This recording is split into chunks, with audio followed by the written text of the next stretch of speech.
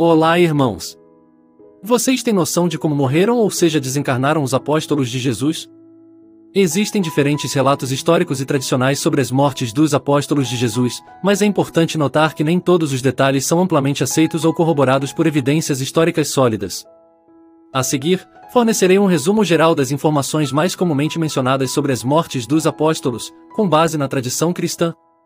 Pedro, segundo a tradição, Pedro teria sido crucificado de cabeça para baixo em Roma, durante a perseguição aos cristãos sob o imperador Nero, no ano 64 d.C.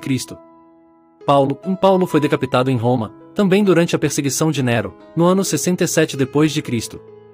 Tiago, filho de Zebedeu, em segundo livro de Atos dos Apóstolos, Tiago foi o primeiro dos apóstolos a ser martirizado. Ele foi morto por Herodes Agripa I, provavelmente por volta do ano 44 d.C. João, acredita-se que João tenha sido o único dos apóstolos a não ter uma morte violenta. Ele teria falecido de morte natural em Éfeso, na atual Turquia, por volta do final do primeiro século.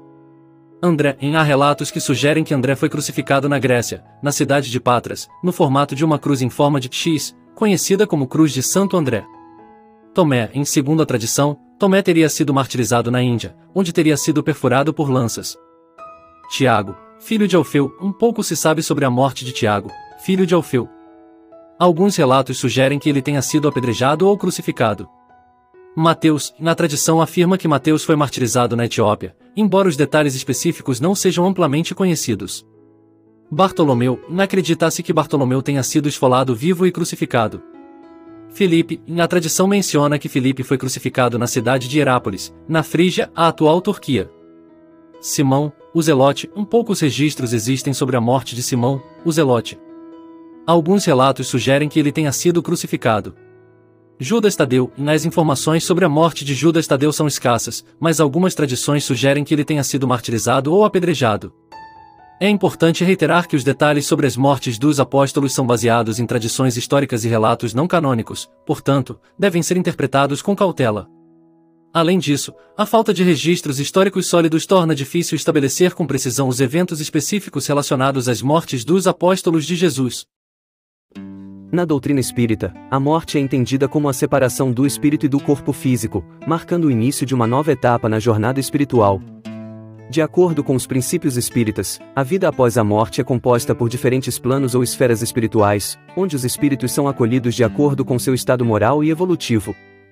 Na época em que Jesus viveu na Terra, seu ministério atraiu muitos seguidores cristãos.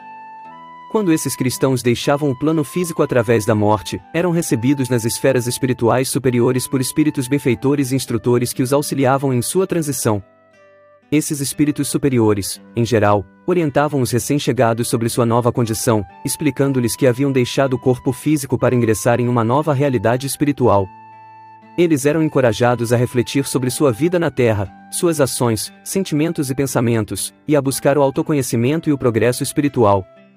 Os cristãos da época de Jesus, assim como qualquer outro indivíduo, eram recebidos nas esferas espirituais de acordo com seu estado moral e evolutivo. Aqueles que cultivavam virtudes como amor, bondade, caridade e humildade, encontravam um acolhimento mais ameno e eram encaminhados para locais mais elevados e luminosos. Já aqueles que ainda carregavam consigo sentimentos negativos, como ódio, orgulho e egoísmo, precisavam passar por um processo de recuperação e purificação espiritual. A doutrina espírita enfatiza a importância da reforma íntima e do autoaperfeiçoamento, independentemente da religião professada na Terra. Assim, os cristãos da época de Jesus eram encorajados a continuar seu processo de crescimento espiritual no plano espiritual, a fim de evoluir e se aproximar cada vez mais de Deus, por meio do amor ao próximo e do desenvolvimento de suas virtudes.